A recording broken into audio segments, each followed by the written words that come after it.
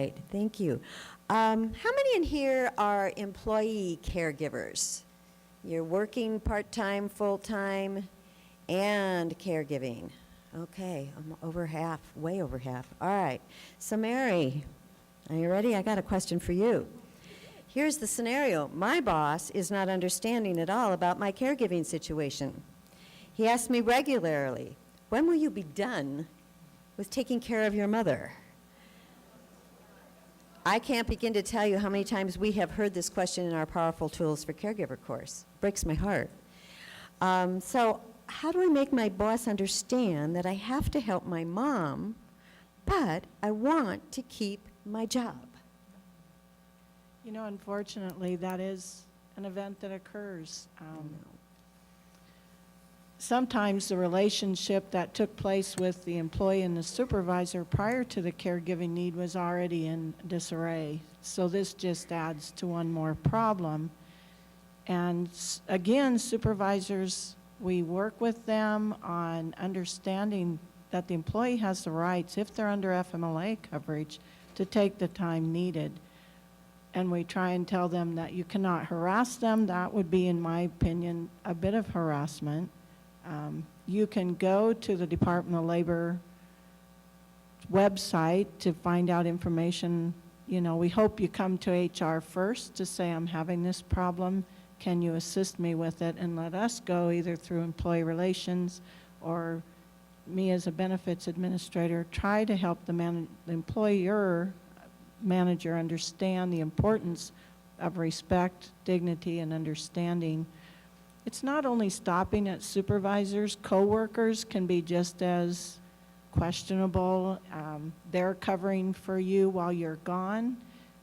Morale gets to be an issue, and it's a problem nationwide. It's not just in your employment, it's everywhere. It's again, with Stephanie's group, are trying to understand how to get this as a manageable event is challenging. And your boss has a boss asking him why things aren't getting done. They have a responsibility. We are employees, but FMLA is to help us balance that. Again, if a boss is being demanding, questionable, we try and let them know that, you know, you're eligible for this too, and your time could be next to be helping someone. But it's like anything, until you're in the middle of it, you may have a friend that's been a caregiver for years and you didn't even have a clue what they were going through until you started this on your own journey. And so it's kind of like folks going through cancer. You've heard radiation, you've heard chemotherapy, but until you're in the middle of it, you have no definition really of what it means. And I think that's the same for supervisors. And we try and create a manager's toolkit to help them to find ways. And I'm sorry for anyone that's being asked the question of how long your mom's going to need your care. I would answer, I hope forever, but it might be tomorrow, it might be months from now. But I hope that helps answer your question. That's good, thank you. We are, as Mary said, working with Boise State University to develop an employee training program that is going to be for employees and for leadership that hopefully will address these things, because to me it's about education. The more that we can learn in the workplace about these challenges, the more we can come up with solutions that'll work for the business and for the individual. But it takes time to develop those things. So. But communicate. I think you're getting that message today too. We have to speak. We have to speak. We have to say what we need. And speaking of communication, Angela, this is an interesting question, which I'm going to throw at you if you don't mind. What resources are available to help someone who is nonverbal or unmotivated to communicate?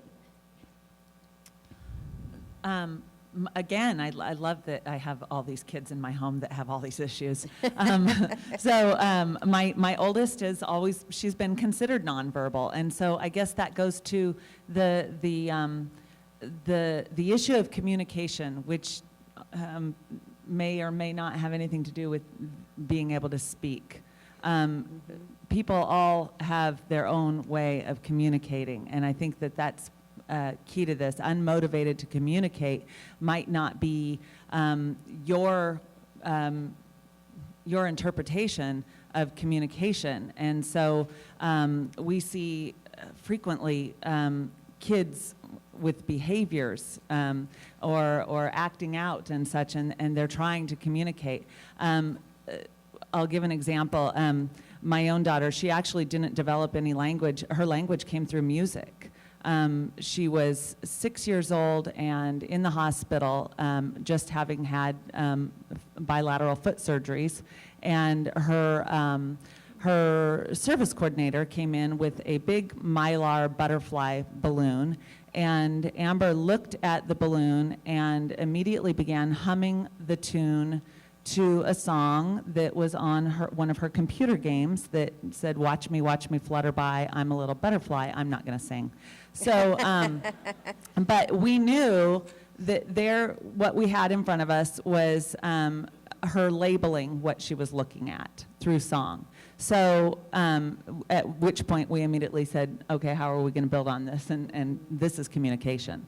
And so communication may be through picture exchange cards. It can be through adaptive devices. It can be through song. It can be through eye gaze. It can be through, just yes or no abilities. So there's many, many ways, or sign language. There's so many ways that people can communicate, that finding their motivation is not necessarily our motivation. I know that we pushed for some time to, through speech therapy, to get her to communicate things that she probably didn't really want. These things started with, I want, and then we would give her choices, which she probably didn't want any of those things. So there are lots of different things that you can do to find an individual's motivation to communicate. Now, as far as resources go, there are programs. There's speech therapists, speech and language therapists. Then but that can go beyond to different types of communication. And so one resource that I'll give is for nonverbal individuals might be the Idaho Assistive Technology Project. Oh no, the website.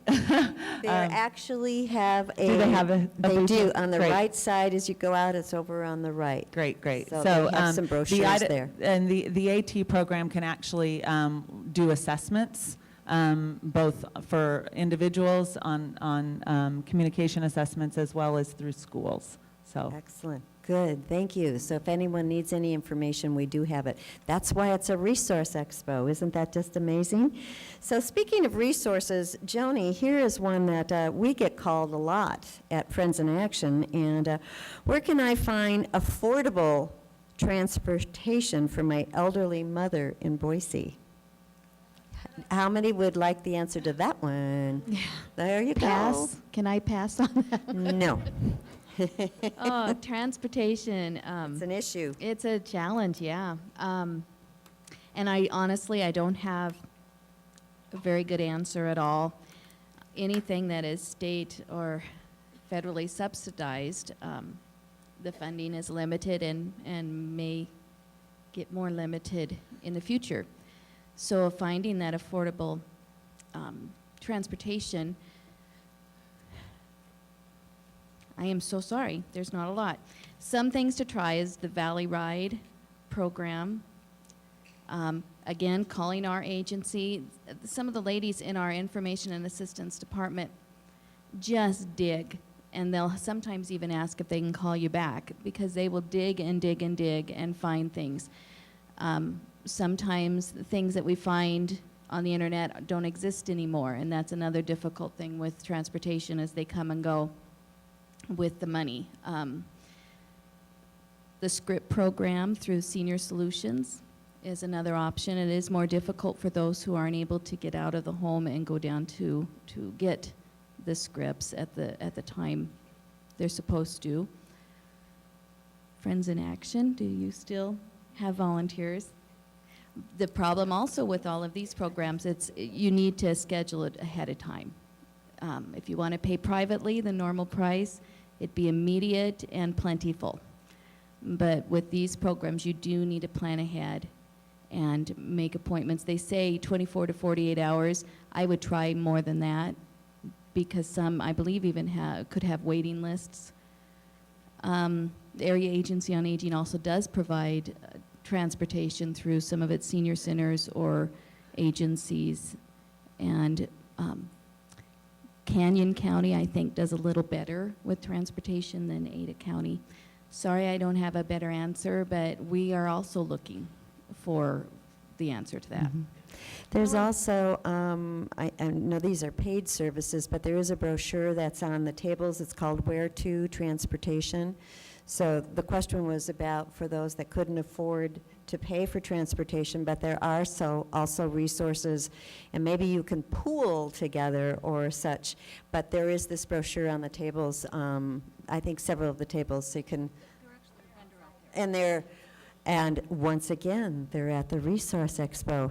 How cool is that? So that'll take care of it. And you're pointing to, yes? I just know also that if it's for military or going to the VA hospital, that the VA will provide transportation. You just have to call ahead. The Department of Veterans, there you go, Disabled American Veterans, To and from the VA hospital for free. Okay. Okay, good. Thank you. Excellent, excellent. And that's what this is about too, networking, so talking with each other about it. And one last question. and I Donna, have- can I just say one more? You can. Other two resources for transportation. The State Independent Living Council has information on transportation with some grant funding that they've had, as well as that is then through the Centers for Independent Living. And in this area, that would be Link, Idaho, which is Living Independence Network Corporation. And so there could be resources through that as well. Thank you. It's just fabulous. This is how we work. I love it. This is my favorite part when we learn all of these things. Stephanie, we've got about 2 minutes left, so I'm just going to give you a heads up on how long you can answer this question. And all of this, what's going on in our lives, culminates in this question. How can I get relief from the stress of caregiving? I feel overwhelmed so much of the time. Anyone relate with this question? Raise your hand, please. Yeah. How? Stress reduction in 2 minutes or less. Yeah. That means I have to speak fast. You all know what stress is because you all feel it every day, probably for many of you all day. And what is stressful to one person may not be stressful to another. And what's really important, and we talk about this in our Powerful Tools for Caregivers workshops, are there's 4 steps for reducing stress. And the first is to recognize your warning signs. What are the symptoms that you have that tell you stress is there? Is it headaches, upset stomach, sleeplessness? You're anxious, you're grumpy. What are your warning signs? Those ought to be like a flashing red light to you to say, I am stressed, and this is what is happening to me. Then you say, so what's that coming from? What are the triggers of that warning sign? Is it a relationship with a family member? Is it too much paperwork? Is it going to the medical appointments? Is it getting transportation? What are the triggers for you? Identify and think about what those triggers are, because then step 3 is, can you change that or not? Because there are things that trigger our stress that we cannot change. And there are things that trigger our stress that we absolutely can change. And part of working through stress is accepting what you can and cannot change. And the 4th step is then taking action. You can do these first 3 steps, and if you don't do anything about it, stress is never going to go away. If it's something that you can't change, perhaps you can change your perception about it. If it is something you can change, then you practice. You make action plans for how you can change that. You practice self-care, the things that we've been talking about today. You get help, you seek help, you share the care and get support. Use relaxation techniques We're about to have another couple coming up here, and we can practice those. And give yourself some time. And another thing that I want to remind you too, when we're talking about need and help, is that there are a lot of support groups in this town. There are disease support groups for different kinds of things that are happening. There's disability support groups. There's caregiver support groups. Do call us, and we have a list of some of the support groups. But you've got support here. If you liked how this felt today, then you want to be in a support group, because you don't have to be in this alone. So now I'm going to turn it over to Stephanie for some closing remarks. Thank you, Donnie. Let's give Donnie a hand, please. She's been wonderful. Don't you just want to take her home with you and have that energy, that positive energy with you all the time? Thank you for being here today. Caregiving presents so many challenges. We've talked about some of them today. Sometimes you need to master new skills. Sometimes you need to develop new ways of relating to a family member. Sometimes you have to make tough decisions. There have been many caregivers who have said, I just want my life back. And therein lies the challenge of this great journey that you are on. And that's to give good care to others, we have to take care of ourselves. We can become handicapped as caregivers if we exclude ourselves from the care equation. We need to give kindness to ourselves and accept the help of others. Remember that the Lone Ranger needed Tonto and Batman needed Robin. We thank all of our sponsors. We thank our speakers who are here today, our panelists, our tremendous keynote speaker. We thank all of these fantastic organizations that have shared their resources and information with us. But most of all, we thank you for your tireless efforts and your incredible spirits, and for being who you are. Thanks for joining us today, and we hope we see you next year. Have a great day.